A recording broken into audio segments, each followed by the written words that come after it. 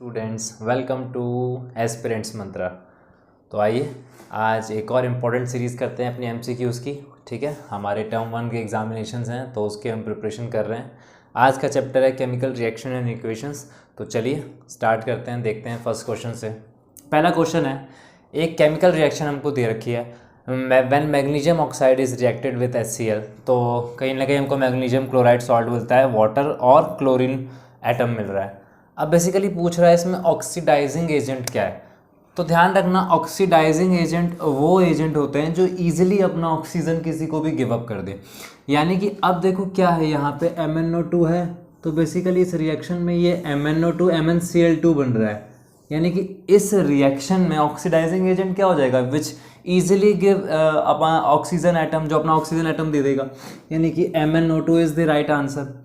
अगर इसमें reducing agent पूछता है इस क्वेश्चन में कि रेड्यूसिंग एजेंट का है, तो रेड्यूसिंग क्या हो जाता, HCl, क्योंकि HCl बेसिकली क्या कर रहा है, ये इजीली ऑक्सीजन गेन कर रहा है। ठीक है ना कहीं। तो basically oxidising agent are those agent which can easily give up their oxygen, right, to gain the electron gain करने के लिए, whereas reducing agent lose करते हैं। ठीक है, चलिए नेक्स्ट क्वेश्चन देखते हैं। The shiny finish to the walls is because of. अब जो शाइनी टेक्सचर आता है वॉल पे, आपने देखा होगा जब पेंट वगैरह होता है, तो उसका रीज़न पूछ रहा है ऐसा क्यों होता है। तो होता क्या है, बेसिकली कैल्शियम कार्बोनेट फॉर्मेशन होता है।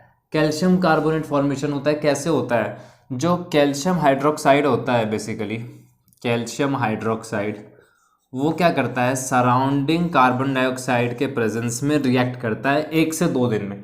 और जब ये रिएक्शन होता है बच्चों, तो कैल्शियम कार्बोनेट बनता है CaCO3, जो कि एक शाइनी टेक्सचर देता है, और साथ में वाटर, ये रिएक्शन होता है। तो because of calcium carbonate shiny surface of wall appears. ठीक है, इसलिए शाइनी सरफेस अपीयर होता है। चलिए नेक्स्ट क्वेश्चन देखते हैं। Zinc react with silver nitrate. अच्छा, हमने जिंक को रिएक्ट किया, ठीक है, सिल्वर नाइट्रेट के साथ। तो पूछ रहा है हमको जो प्रोडक्ट मिलेगा रिएक्शन में वो क्या मिलेगा, राइट। तो देखो एस्पिरेंट्स, जब हम जिंक को रिएक्ट कराएंगे सिल्वर नाइट्रेट के साथ तो क्या कंपाउंड मिलेगा, तो we will get ZnNO3 twice plus 2Ag। यानी कि बेसिकली क्या हो रहा है यहाँ पे, जैसे ही हमने जिंक को सिल्वर नाइट्रेट के साथ में रिएक्ट कराया बच्चों, तो जो हमको प्रोडक्ट मिला वो मिला जिंक नाइट्रेट मिल गया, और सिल्वर अलग हो गया, सिल्वर का एटम अलग हो गया। ठीक है, तो ये कौन से ऑप्शन में है भाई, ZnNO3 twice plus 2Ag, option A is the right answer. ठीक है, करेक्ट। इसलिए आपके सामने रिएक्शन लिखिए, आप रिएक्शन का भी साथ साथ स्क्रीनशॉट ले सकते हैं। चलिए आगे बढ़ते हैं, नेक्स्ट क्वेश्चन देखते हैं अपना।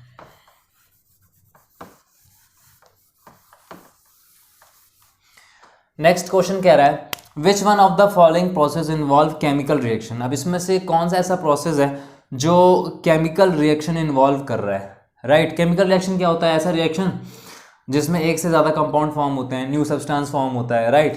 लेकिन फिजिकल में ऐसा कुछ नहीं होता है, केमिकल जो होता है हमारा नॉन रिवर्सेबल होता है। तो अब अगर आप ध्यान से ऑप्शंस देखें, पहला ऑप्शन है storing of oxygen gas under pressure in a gas cylinder. ठीक है भाई, अगर हमने किसी भी ऑक्सीजन गैस को अंडर द प्रेशर सिलेंडर में स्टोर कर लिया, ठीक है, अब वो ऑक्सीजन गैस उसके अंदर में स्टोर है, तो ये कोई केमिकल रिएक्शन थोड़ी ना हुआ, तो ये ऑप्शन जो है ये वाला, ये हो नहीं सकता। अच्छा, liquefaction of air. Liquefaction of air क्या होता है, सबसे पहले समझो लिक्विफिकेशन क्या है। तो लिक्विफिकेशन एक ऐसा पॉइंट है जिसमें एक सॉलिड सब्सटेंस, ठीक है, या फिर gaseous substance basically liquid form में कन्वर्ट करते हैं अंडर सर्टेन प्रेशर। एक पर्टिकुलर प्रेशर अमाउंट पे जब भी कोई भी सॉलिड लिक्विड फॉर्म में कन्वर्ट हो जाए, ऐसे प्रोसेस को लिक्विफिकेशन कहा जाता है। तो क्या ये केमिकल रिएक्शन हो रहा है, बिल्कुल भी नहीं। एक बार बताओ, आपने लिक्विफिकेशन कर दिया, दोबारा से उसको आप कॉम्पैक्ट करो, कंप्रेस्ड करो, ठीक है, उसका दोबारा से आप उसको फ्रीज कर सकते हो, तो उसको सॉलिड स्टेट बना सकते हो लिक्विड से, राइट, फिर गैसेस बना सकते हो, तो रिवर्सेबल है। ठीक है, तो फिजिकल चेंज हुआ, ये भी नहीं हो सकता भाई।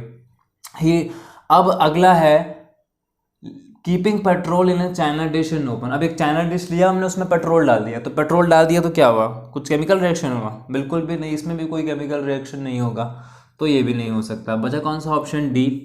तो D is the right answer. कैसे भाई? Heating copper wire in the presence of air at high temperature. तो जब भी आप कॉपर वायर को हीट करोगे, ठीक है, in the presence of air at high temperature, तो कॉपर ऑक्साइड फॉर्मेशन होगा, यानी कि नया कंपाउंड बनेगा, न्यू चीज़ बन रही है, तो केमिकल रिएक्शन है। So D is the right answer. Right, चलिए नेक्स्ट क्वेश्चन देखते हैं। Which of the following are exothermic process और exothermic reaction? What is exothermic reaction? तो एक्सोथर्मिक रिएक्शन वो रिएक्शन होता है जिसमें लार्ज अमाउंट ऑफ हीट जो है वो इवॉल्व होती है, राइट। और एंडोथर्मिक क्या होता है? जिसमें लार्ज अमाउंट ऑफ हीट जो है वो हमारी एब्जॉर्ब होती है, ठीक है। चलिए तो देखते हैं इसमें पहला reaction of water with quicklime. Reaction of water with quicklime यानी कि CaO क्विकलाइम, ठीक है, प्लस H2O। तो ये क्या दे देगा हमको? तो ये बनाएगा बच्चों कैल्शियम हाइड्रोक्साइड, और yes plus heat is liberated, large amount of heat is liberated यानी कि इवॉल्व। तो yes, reaction of water with quicklime is an exothermic reaction, ठीक है। ये रही इसकी इक्वेशन, बिल्कुल एक्सोथर्मिक रिएक्शन है भाई, क्योंकि large amount of heat evolve होती है। चलिए नेक्स्ट देखते हैं, डाइल्यूशन ऑफ एन एसिड। अब जब डाइल्यूशन करते हैं किसी भी एसिड का, let's take an example of sulphuric acid, H2SO4 में जब मैं वाटर मिलाता हूँ H2O, what we will get H3O plus, ठीक है, हाइड्रोनियम कंसंट्रेशन मिलता है, plus HSO4 plus heat energy. क्योंकि कभी भी आप एसिड का डाइल्यूशन करते हैं तो भी large amount of heat energy evolve होती है, यानी कहीं ना कहीं ये भी एक्सोथर्मिक रिएक्शन है, राइट। तो dilution of N acid is also an exothermic reaction. अच्छा, क्या evaporation of water is an exothermic reaction? बिल्कुल भी नहीं। जब भी इवेपोरेशन होता है तो सराउंडिंग एटमॉस्फेयर जो होता है वो कूल होता है, तो वो जब कूल होगा तो कहीं ना कहीं वो जो एनर्जी है वो रिलीज होने के बजाय large amount of heat energy वो एब्जॉर्ब हो रही है, ठीक है ना। तो वो एंडोथर्मिक रिएक्शन है। Evaporation of water is an endothermic reaction. अच्छा, sublimation of camphor. What is sublimation? तो sublimation is the process in which solid is directly converted into gaseous state, ठीक है ना, बिना लिक्विड में आए सॉलिड डायरेक्टली गैस में फॉर्म में कन्वर्ट हो जाता है। तो अब देखो ध्यान से, सब्लिमेशन ऑफ केम्फर भी क्या हो जाएगा? ये भी एंडोथर्मिक रिएक्शन हो जाएगा। क्यों भाई? क्योंकि कहीं ना कहीं इसमें अमाउंट ऑफ हीट रिलीज नहीं हो रही है, ये अमाउंट ऑफ जो एनर्जी है वो एब्जॉर्ब हो रही है, ठीक है ना। क्योंकि वो क्या कैसा अपने सराउंडिंग एटमॉस्फेयर में टेम्परेचर रिलीज कर रही है और कंडीशंस बना रही है, तो वो कूलिंग टेम्परेचर रिलीज कर रही है बेसिकली, ठीक है। तो option 1 and 2 is the right answer. Option A में दे रखा है 1 और 2 ऑप्शन, तो ये इसका राइट आंसर हो जाएगा। चलिए नेक्स्ट क्वेश्चन देखते हैं। नेक्स्ट क्वेश्चन है, which of the following are endothermic, ठीक है ना, in which energy is absorb, ठीक है ना, large amount of heat release नहीं होती, एनर्जी एब्जॉर्ब हो जाती है, ठीक है ना, विद इन द सर्फेस और विद इन द बॉडी, ठीक है, रिलीज होने के बजाय अंदर ही अंदर में वो एनर्जी रह जाती है, तो उसको एंडोथर्मिक कहा जाता है। अब देखिए, डाइल्यूशन ऑफ सल्फ्यूरिक एसिड बिल्कुल नहीं हो सकता, अभी हमने देखा है एक्सोथर्मिक है। सब्लिमेशन ऑफ ड्राई आइस, अब देखो जब सब्लिमेशन होता है ड्राई आइस का तो अगेन ये कूलिंग इफेक्ट क्रिएट करेगा, और कूलिंग इफेक्ट क्रिएट करेगा तो yes it is the process of endothermic reaction, right. Condensation of water vapour, जब हम वाटर वेपर को कंडेंस करेंगे तो कंडेंस वाटर वेपर को करने से एंडोथर्मिक होगा? नहीं, बिल्कुल भी नहीं होगा, ये तो पॉसिबल ही नहीं है। अच्छा, evaporation of water, again evaporation वाला पॉइंट आ गया भाई, ये तो हमारा अगेन कूलिंग इफेक्ट क्रिएट करता है ना इवेपोरेशन, हमको पता है, तो ये भी एंडोथर्मिक रिएक्शन हो जाएगा। यानी कि कौन से ऑप्शन? सेकंड एंड फोर्थ, तो second and fourth option D is the right answer, correct. चलिए नेक्स्ट क्वेश्चन देखते हैं। द रिएक्शन, अब एक रिएक्शन दे रखी है हमको, बेसिकली अमोनिया को ऑक्सीजन के प्रेजेंस में रिएक्ट कराया गया, ठीक है, तो क्या मिला, ठीक है, आप हमारा नाइट्रोजन ऑक्साइड मिला, ठीक है, और साथ में वाटर रिलीज हुआ, तो पूछ रहा है ये किस तरीके का रिएक्शन है, ठीक है ना। तो ध्यान से हमको एक चीज़ ऑब्जर्व करनी है, ध्यान से देखो, ये जो अमोनिया है ये बेसिकली अमोनिया जो है ये क्या हो रहा है, ऑक्साइड में कन्वर्ट हो रहा है। तो अगर मैं बोलूँ कहीं ना कहीं ये डिस्प्लेसमेंट रिएक्शन हो रहा है कि नहीं हो रहा है, नाइट्रोजन तो है लेकिन क्या हुआ, हाइड्रोजन को डिस्प्लेस कर दिया अमोनिया के हाइड्रोजन को ऑक्सीजन ने उसकी जगह ले ली, यानी कि डिस्प्लेसमेंट रिएक्शन तो होगा, ठीक है, बिल्कुल होगा, क्या कॉम्बिनेशन रिएक्शन है? नहीं, कॉम्बिनेशन में दो चीज़ें मिला के एक प्रोडक्ट मिलता है, तो कॉम्बिनेशन तो ये हो ही नहीं सकता कभी। क्या रेडॉक्स रिएक्शन है? देखते हैं, चेक करते हैं। बिल्कुल रेडॉक्स रिएक्शन है। देखो कैसे, क्योंकि अब ये जो एमोनिया था ये कहीं ना कहीं ऑक्सीडाइज हो गया, ठीक है ना।